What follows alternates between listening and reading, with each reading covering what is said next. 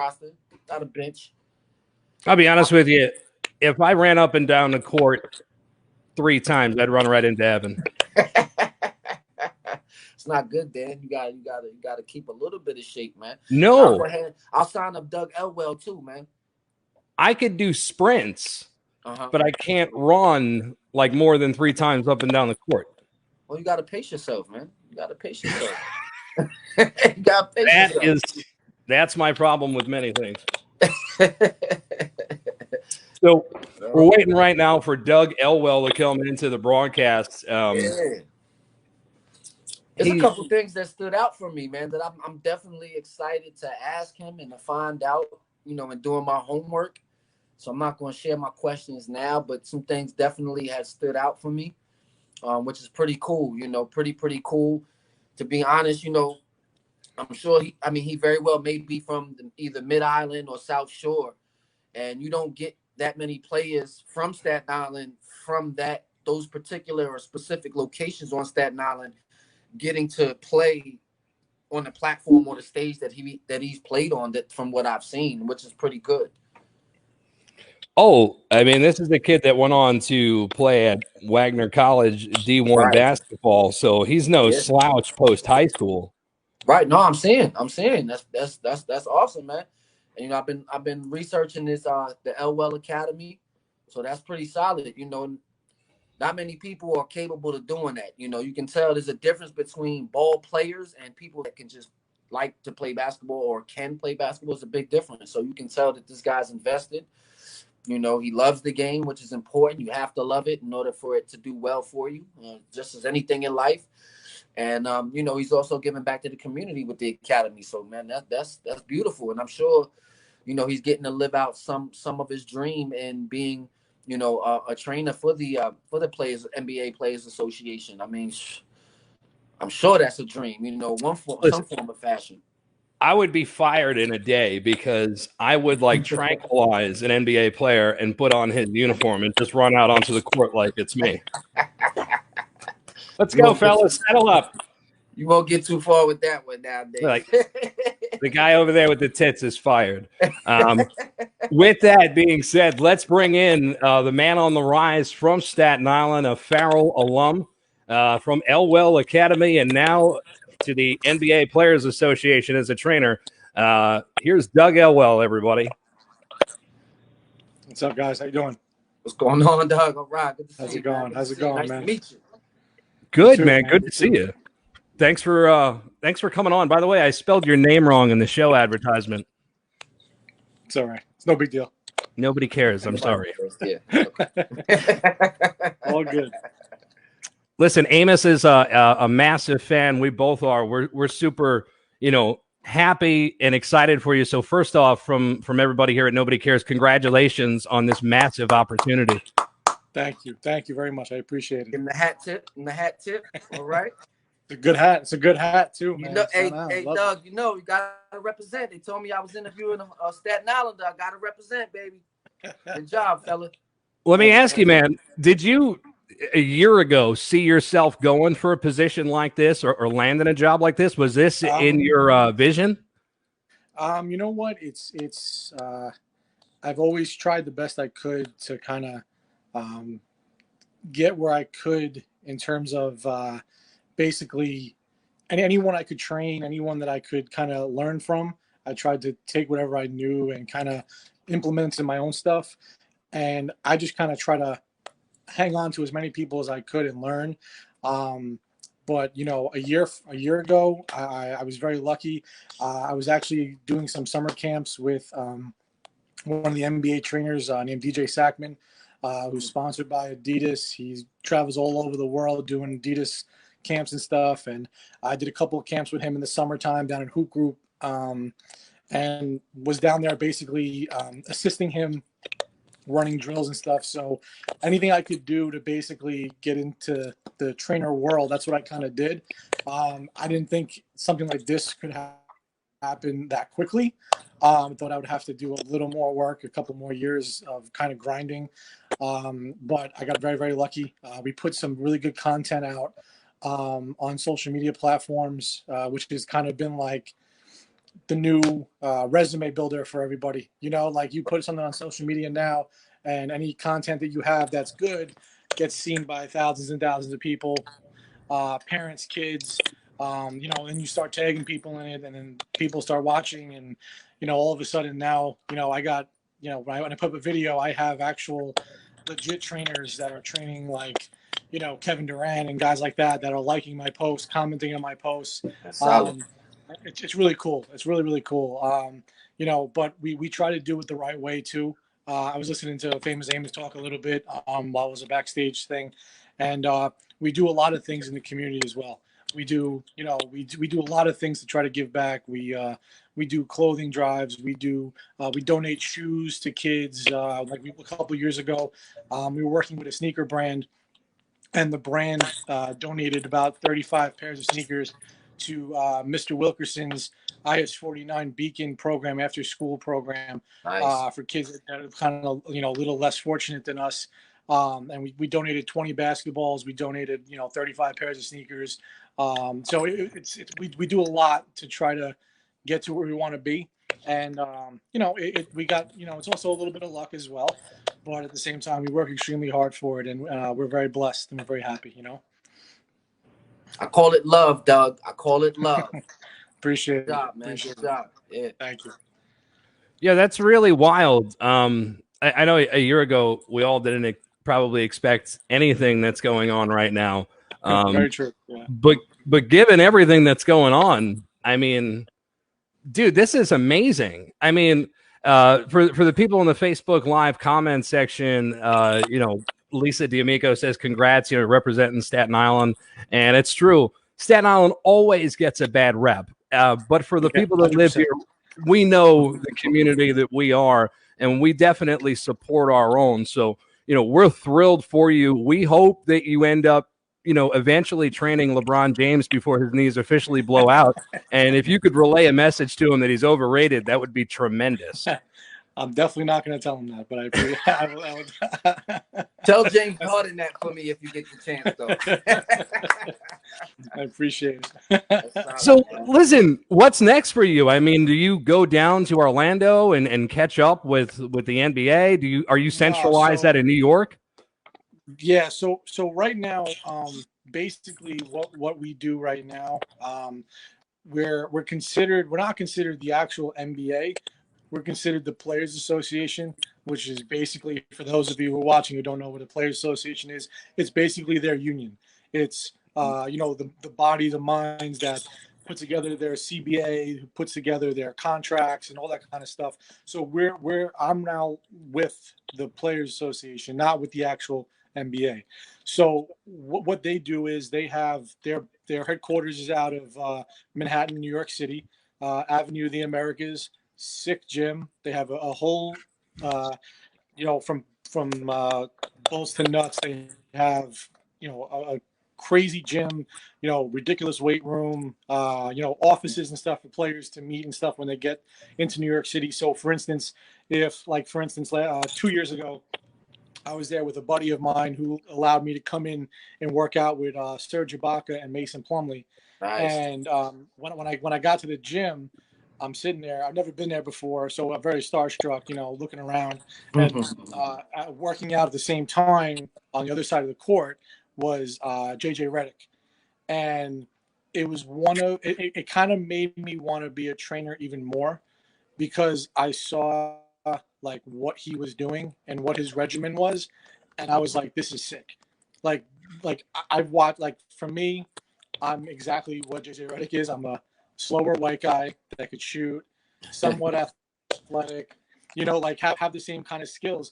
And to see him take so much attention to detail to his workout and how much he put into it, I was like, I have to do this full time at some point in my life. So luckily, what I'm going to be doing, though, I'm going to be working for the Players Association, and they have a grassroots department, which is basically kids, teens, adults, whoever's not actually in the NBA. And what we're going to be doing right now, and we're actually pulling it out next month, they're doing because obviously right now it's physically impossible to do anything. They're doing virtual training. Okay. Right now. So what they're going to be doing is on an app. We're going to be, there's 7 of us, myself and 6 other trainers that are going to be kind of like the faces of the National Basketball Players Association in terms of training. So a kid will go to the app, they'll be able to work out with me on the app. We send out videos, we send out all of our drills to the kids. Mm-hmm. And then what's going to happen is they're going to be able to send us those drills back, and we get to watch them, and basically we'll be able to critique those videos, send them back to them, and then they can kind of see if they're doing the drill right or wrong, if they need to make improvements and such. So right now it's kind of like a virtual thing, but at some point, whenever everything kind of goes back to normal, we'll be in charge of like running clinics and camps that are run by the NBA Players Association. So, like for instance, let's say one of the so it's all virtual right now. Right now it's all virtual. That's awesome. Right now it's all virtual. But you don't have to break a sweat. What's going to happen is exactly. Well, it's funny because it's very different from what you're doing now. Right. So right now I'm going into, I go into gyms, I go into all this kind of stuff. Now I actually have to find a location to film all of my drills. I have to have a whole library of stuff already set up so that if a kid says, hey, I need to work on shooting, I have a shooting drill videotaped ready to go for them to kind of upload on their phone and be able to go into. So it's going to be a lot of work on the back end where I'm trying to get all these videos together, all the drills. I actually am writing a book for myself to kind of get everything organized and put together of exactly what drills I want to put in the library and everything. And then from there, the kids kind of, and the parents will have access to conversations with us and kind of tell us or ask us, hey, can I have this? Can I have that as a workout or that kind of thing? So, Doug, if I could just interrupt you for a hot second, and I'll see if famous Amos agrees with me. But it sounded like you were talking through a toilet bowl for a second. Sounds a little distorted. I can hear him though. I could definitely hear him. Too. I don't know what's going on. But... Wait, hold on. Here's what I'm going to do. Do me a favor, Doug. Talk. Test 1 2 1 2. We're not the best in the business for nothing, folks. All right, I have an idea. So click out of the link and come back. Just Doug. And if you don't come back, I don't blame you. Stupid, man. We're never going to see Doug again.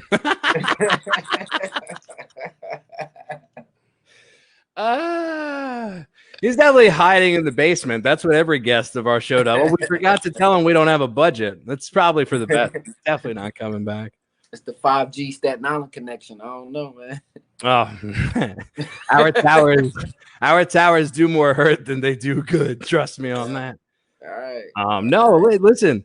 This is impressive shit. I mean, the guy's working remotely, training people. This is heavy stuff. He's talking about being around Serge Ibaka, JJ Redick. I mean, right.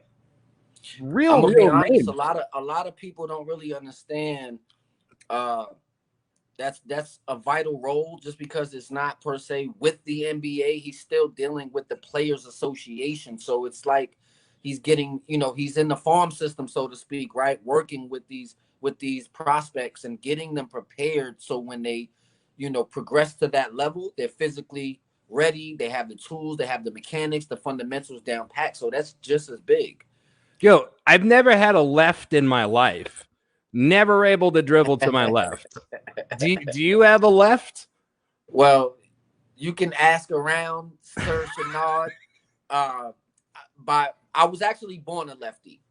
Oh, I see. But somebody bought me when I was about 5 years old a right-handed baseball glove. So then I, transitioned to the right. But then when I picked up a basketball in like eighth grade, everything basketball was left hand. But I could shoot with both hands. So yeah, to answer your question, yes, I do have a left.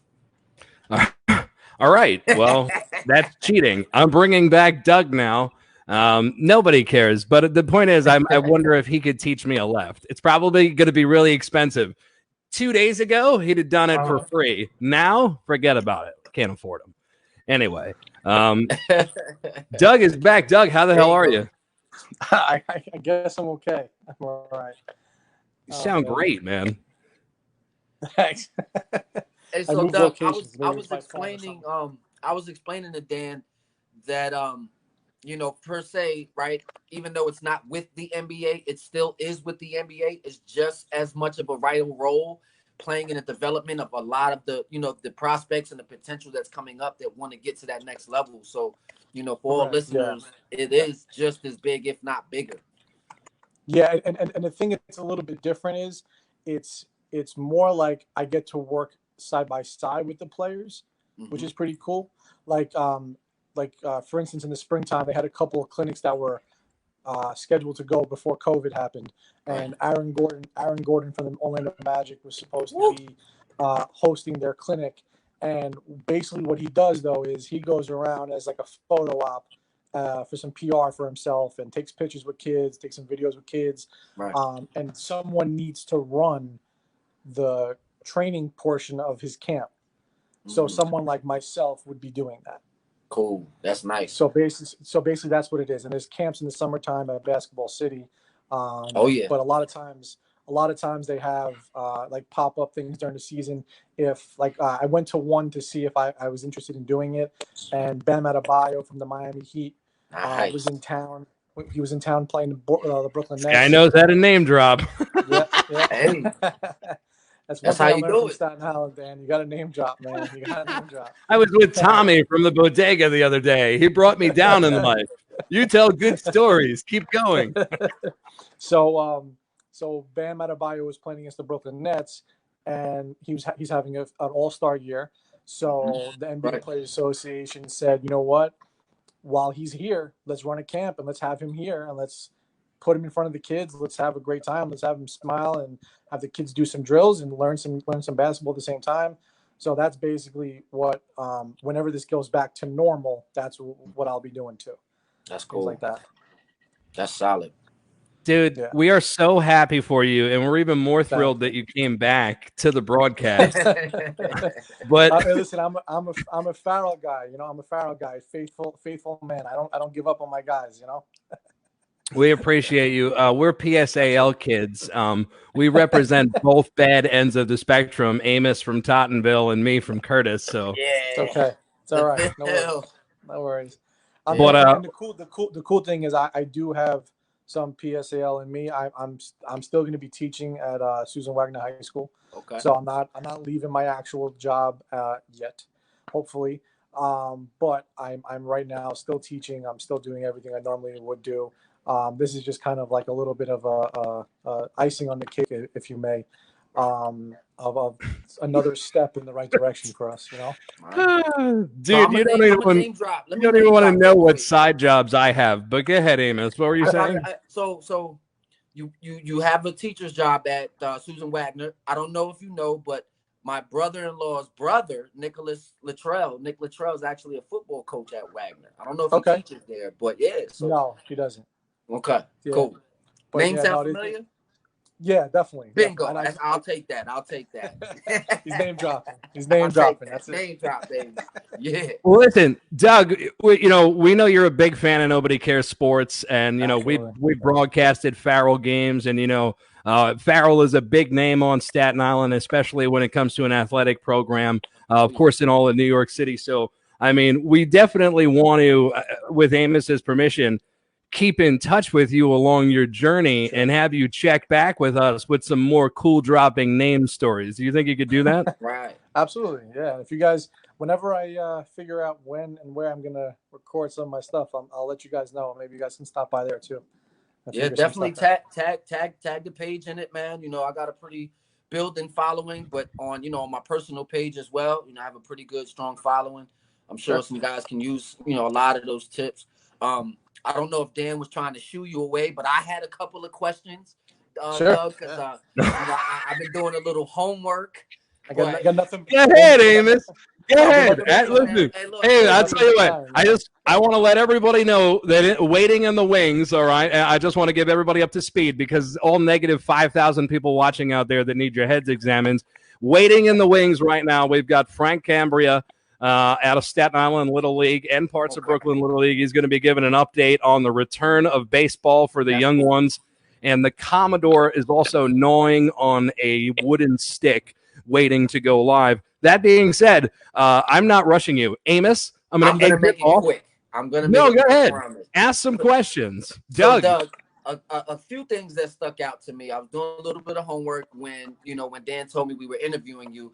I had been following the Instagram page, and I was watching a lot of stuff because I too used to actually coach high school basketball out here in Hampton, Virginia. Sure. So my questions, one thing that really stuck out is you're from the Mid Island, is that, or South Shore? I grew up in the South Shore. I grew up in Great Kills. Cool. So with that being said, right, I actually sat on the end of the bench at Gauchos in 1995 when they had Felipe Lopez, Stephon Marbury, Shamgar, Ron Artest, Lamar Odom, all of those guys, right? So, you didn't find too many people from Staten Island, number one, right, making their way to playing with those traveling teams, right? Gauchos in the 90s was ringing bells. Yep. And I noticed that you had played, AAU ball for the Gauchos. And at that time, it seemed that the team was ranked third in the country. So that really stuck out. Yeah, it's a crazy team. Yeah, we were. I actually started on that team too. So nice. It was pretty cool. Yeah, it was very different. We had I think altogether whenever we played our games, when the full team was there, we had 10 guys that were Division I players on the team at the same time. It was really it was insane. We on that team was Taj Gibson. There you go, Westinghouse. It was unreal, man. We played some really good teams. We were ranked third. The second ranked team was a team from Syracuse, New York.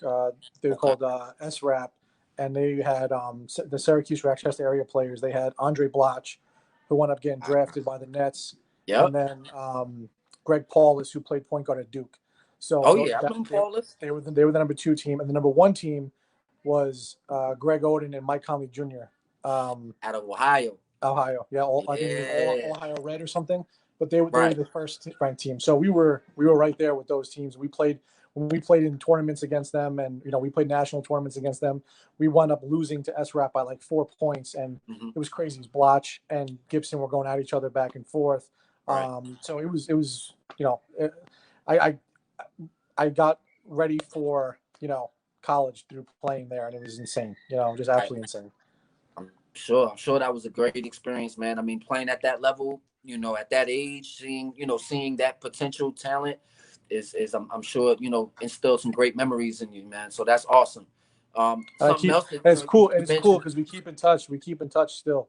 So a lot of the guys that are on the team, very cool, very down to earth guys. So very cool stuff. Yeah.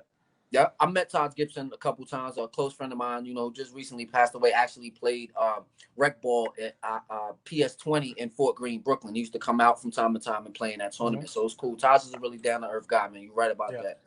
I also, like you said, you went to Wagner. How was that experience, man? How just being able to be a great player at Farrell, but not really going off the island, but still being able to play that D1. It